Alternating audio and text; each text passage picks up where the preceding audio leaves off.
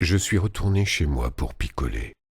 J'ai allumé la radio et trouvé de la musique classique. Ensuite, j'ai sorti du placard ma lampe Coleman. J'ai éteint toutes les lumières et me suis assis pour jouer avec ma lampe Coleman. On pouvait faire plein de trucs avec une lampe Coleman. Par exemple, l'éteindre et la rallumer, en regardant la chaleur de la mèche la faire repartir. J'aimais aussi pomper sur la lampe pour augmenter la pression. Et puis il y avait tout simplement le plaisir de la regarder. Je buvais en regardant la lampe, en écoutant la musique et en fumant un cigare. Le téléphone a sonné. C'était Lydia. « Qu'est-ce que tu fais ?» Elle a demandé. Je suis tranquillement assis. « T'es tranquillement assis à boire, à écouter une symphonie en jouant avec cette foutue lampe Coleman. » Exact. « Tu comptes revenir ?» ?»« Non. D'accord, bois. Bois et rends-toi malade. Tu sais que ce machin a bien failli te tuer déjà. Tu te souviens de l'hôpital ? » Je ne l'oublierai jamais. D'accord, bois, démolie-toi. J'en ai rien à foutre. Lydia a raccroché. Moi aussi.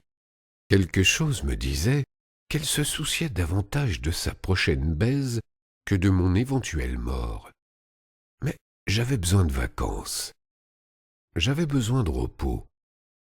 Lydia aimait baiser au moins 5 fois par semaine. Je préférais 3. Je me suis levé pour aller dans le coin cuisine. Ma machine à écrire était posée sur la table. J'ai allumé la lumière. Je me suis assis et tapé une lettre de 4 pages à Lydia. Puis je suis allé chercher une lame de rasoir dans la salle de bain. Je me suis de nouveau assis et j'ai bu un bon coup. J'ai pris la lame de rasoir et me suis entaillé le majeur de la main droite. Le sang a coulé.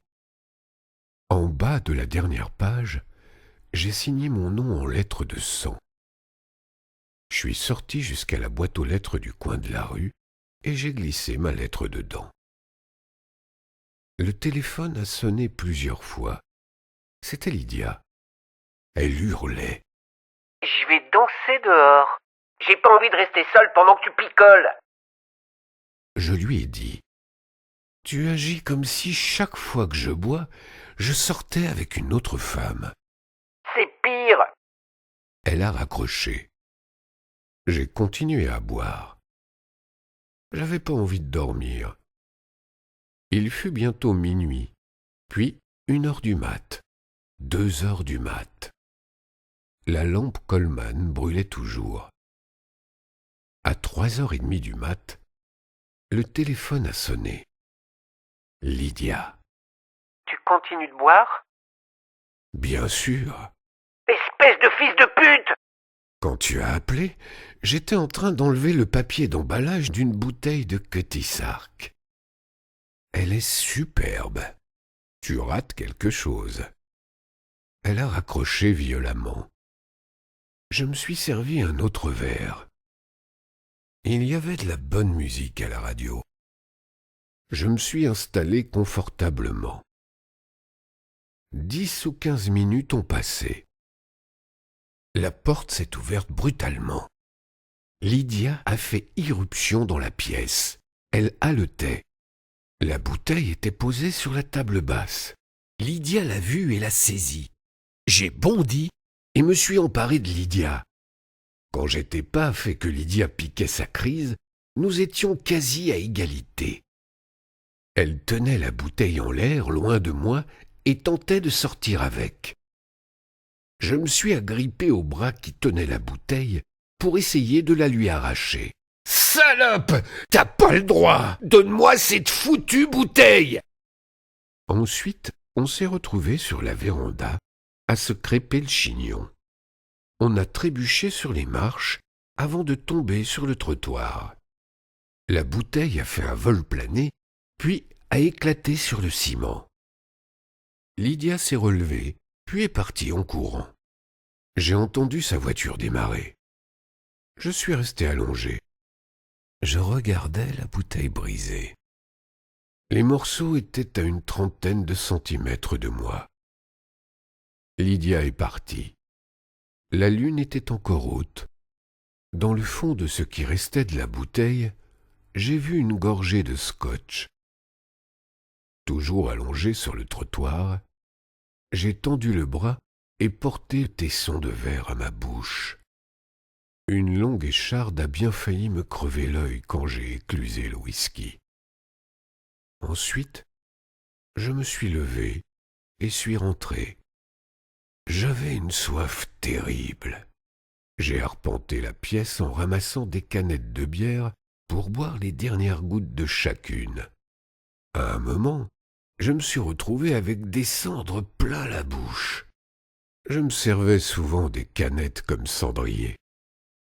Il était 4h14 du mat. Je suis resté assis à regarder l'horloge.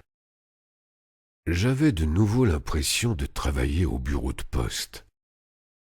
Le temps était quasi immobile, tandis que l'existence se transformait en une pulsation insupportable. J'attendais. J'attendais. J'attendais. J'attendais. Enfin, il fut 6 heures. Je suis allé au magasin de spiritueux du coin de la rue. Un serveur endormi ouvrait la boutique. Il m'a laissé entrer. J'ai acheté une autre bouteille de Cutty Sark. Je suis retourné chez moi, triomphant. J'ai fermé la porte à clé et puis j'ai téléphoné à Lydia. Je tiens en ce moment une bouteille de Cutty Sark dont je suis en train d'enlever le papier. Je vais boire un verre et le magasin de spiritueux restera ouvert pendant encore 20 heures. Elle a raccroché sans dire un mot. Je me suis servi un verre avant d'aller dans ma chambre pour m'allonger sur le lit.